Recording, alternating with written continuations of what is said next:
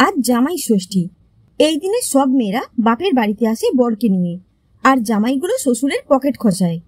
সে যাই হোক না কেন, বেশ ভালোই লাগে মিমির। বিয়ের আগে থেকেই ভাবতো সেও আসবে এমন বড় একটা মিষ্টির হাড়ি নিয়ে, পাড়ার সবাই তাকে দেখতে আসবে। কিন্তু বাবা তো বেছে বেছে শহরের ছেলের সাথে বিয়ে দিল, তাই বরকে নিয়ে সেভাবে কখনো বাপের বাড়িতে আসা হয়নি। এই গণ্ডগ্রামের শহরের ছেলের আসারই ইচ্ছা নেই। মিমি শুনেছিল অভিক বিয়েতেও নাকি রাজি ছিল না এই অজপাড়া গায়ে আসতে হবে বলে। কিন্তু মিমি দেখতে খুব সুন্দর, তাছাড়া লেখাপড়াও করেছে শহরে থেকে, তাই আপত্তি তেমন একটা হয়নি। তাছাড়া বাড়ির সবার খুব পছন্দ মিমিকে, তাই রাজি হয়ে যায় অভিক। কিন্তু একটাই শর্ত ছিল তার, সে বিয়ে করতে গ্রামে যেতে পারবে না, শহরেই বাড়ি ভাড়া করে বিয়ে হবে। অবশেষে তাই হলো। ওদের বিয়ের পর আজ প্রথম জামাই ষষ্ঠী, কিন্তু অভিক তো কিছুতেই যাবে না গ্রামে।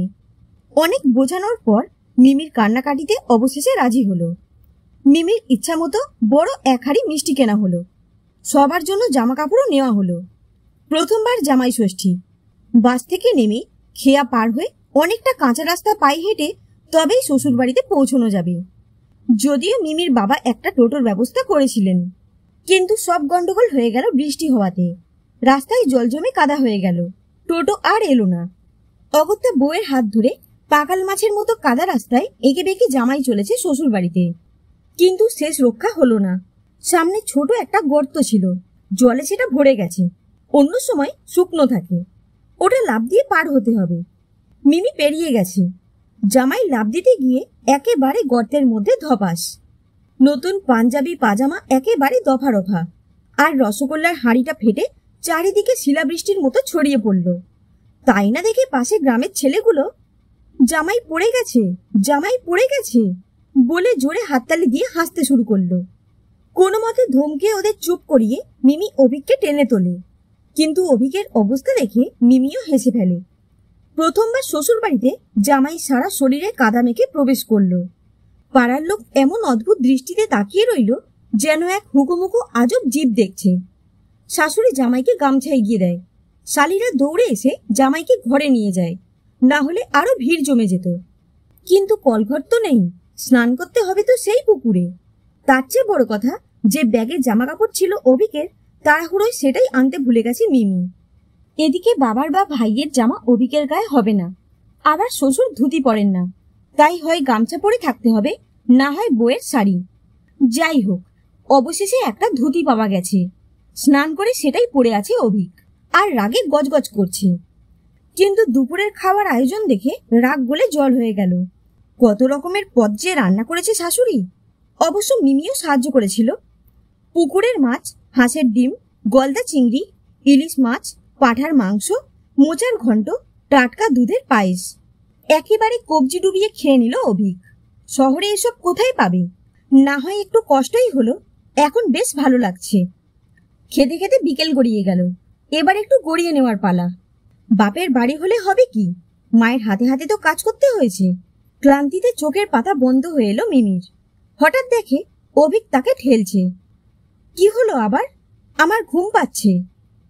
বলছি, শরীরটা না কেমন যেন করছে, খাওয়া বেশি হয়ে গেছে, আইডাই করছে বলে অভিক। কেন? তখন তো বলেছিলে আমার বাবা কিপটে, তেমন কিছু খাওয়াতে পারবে না, ওসব গ্রামের খাবার তুমি খাবে না। এখন চেটে পুটে তো সব সাবার করলে, পায়েসটাও বাদ দিলে না, এখন বোঝো ঠেলা বলে মুখ ঝামটা দিয়ে পাশ ফিরে শুয়ে পড়ে মিমি। ধুর, আমার এদিকে এই অবস্থা, আর তুমি কি সব বলছো, খোটা দিচ্ছ বলে জোরে একটা ঢেকুর তোলে অভিক। বলে, আরে ওঠো না, কিছু একটা করো, কোনো ওষুধ আনোনি? পেটটা কেমন মোচড় দিচ্ছে। মুখ কাচুমাচু করে বলে অভিক। লেবু জল দিচ্ছি, হজম হয়ে যাবে, খেয়ে চুপ করে শুয়ে থাকো, এখন জ্বালিও না তো রেগে গজগজ করতে করতে বলে মিমি। ওরে বাবারে, আমার তো আর জায়গা নেই, কোথায় ঢুকবে তোমার লেবু জল? ও যে মোচড় দিচ্ছে। পেট চেপে ধরে বলে অভিক। তা যাও না, একটু হালকা হয়ে এসো, দেখো যদি পেটটা কমে। বলেছিলাম তখন, এত খেও না। মুখ ঝামটা দেয় মিমি। সেটাই তো বলছি, কোথায় যাব? স্নান তো করলাম পুকুরে, ওয়াশরুমটা কোথায়? মাগো, আর পারছি না, পাকাল মাছের মতো মোচড় দিচ্ছে ভিতরে। মুখখানা দেখার মতো হয়েছে জামাইয়ের। কোথায় আবার? ওই বাঁশ বাগানে। এখানে তুমি ওয়াশরুম কোথায় পাবে? সবাই ওই বাঁশ বাগানে যায়। উঠে গেলে পুরোটা কুকুরে খেয়ে নেয়। জানো তো, কুকুরগুলো অনেক সময় পড়ার আগে কে আগে খাবে তাই নিয়ে মারামারি শুরু করে দেয়।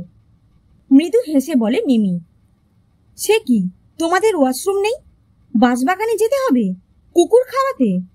আটকে ওঠে অভিক। গ্রামে এসব থাকে না। সবাই হাতে হারিকেন নিয়ে ওই বাঁশবাগানে যায়, আর ওই পুকুরের জলে পরিষ্কার হয়ে আসে, পরে কুকুরে খেয়ে নেয়। গম্ভীর হয়ে বলে মিমি। ওরে বাবা রে, আবার মোচড়! আর পারছি না গো। কোন দিকে তোমাদের বাঁশবাগান? হারিকেন আনার সময় নেই, শুধু কোন দিকে বলো। ওরে বাবা রে, এ তো বেরোনোর জন্য পেটে পুরো সুনামি শুরু করেছে। পেট চেপে বসে পড়ে অভিক। দাঁড়াও, নিয়ে যাচ্ছি। হারিকেন ছাড়া যাওয়া যাবে না। ব্রহ্মদত্তী আছে বাঁশবাগানে, সবাই বলে। আমি অবশ্য বিশ্বাস করি না বলে হারিকেন আনতে যায় মিমি। ততক্ষণে অভিক ছুট লাগায় যেদিকে দু চোখ যায়। এ বেগ যে সুনামির চেয়েও জোরে আসে। এর কাছে ব্রহ্মদত্তীও হার মানে। আর পিছন পিছন হারিকেন নিয়ে শ্বশুর ছুটতে থাকে। শত হলেও মেয়েটাকে যে দেওয়া আছে তার কাছে, এটুকু তো করতেই হয়।